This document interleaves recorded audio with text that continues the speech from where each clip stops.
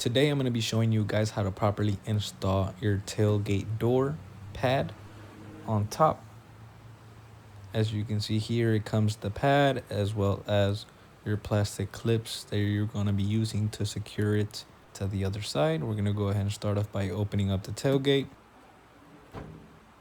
This one has a cover. They usually don't have a cover. If yours doesn't have a cover, it is going to be a lot easier and you might have to skip this step. We're going to go ahead and remove these Torx 30 or T30s. We're going to have 2 right there, 4 in the middle, and 2 on the other side to remove this cover.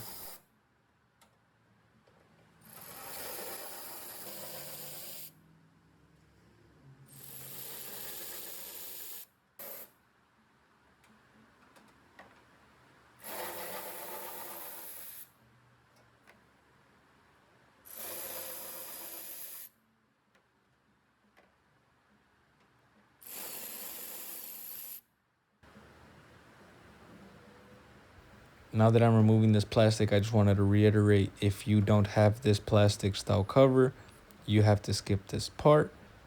If you see this, hold on to the same OEM screws. If you don't have that plastic cover, there's no need for you to remove those screws because you have those plastic tabs exposed already. So we're just going ahead and use our pry tool and remove these 5 plastic clips that are here.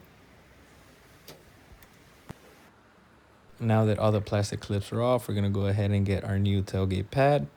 And you want to go ahead and inspect the inside. Make sure everything is nice and straight and none of the tabs are broken or bent. And then we're simply going to go ahead and align them. And we're going to have to push in slowly so we get them nice and snug. Now that they have a bit of tension, we're going to go ahead and with a little bit more force, go ahead and add it to it to make sure all the inner clips and the top and bottom clips are fastened securely and they create enough alignment that we're able to add our plastic clips.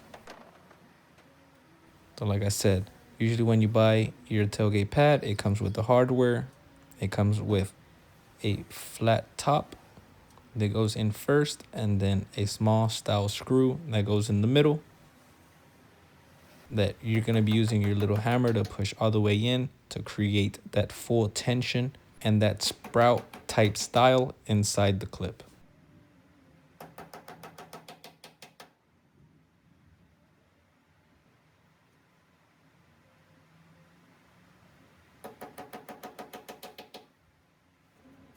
Now we're ready to reinstall our plastic cover.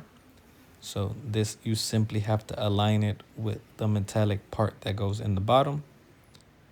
Like I said, this is the only step you have to skip if you don't have this plastic cover, because if you have the standard OEM tailgate, you don't have to do this step at all.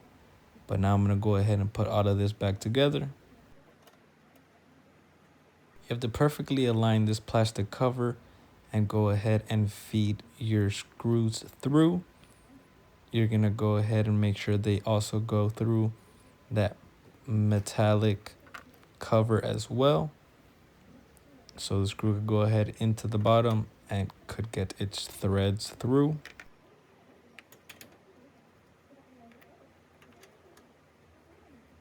You don't necessarily have to do it this exact same way, but I like to do a nice little X pattern. So I'll start in one corner, go to the middle, and then go back up to the corner. I do this to make sure I don't over tighten one side. So that way, when I go to the other side, I don't have to fight against the tension because I'm going middle, corner, as seen here.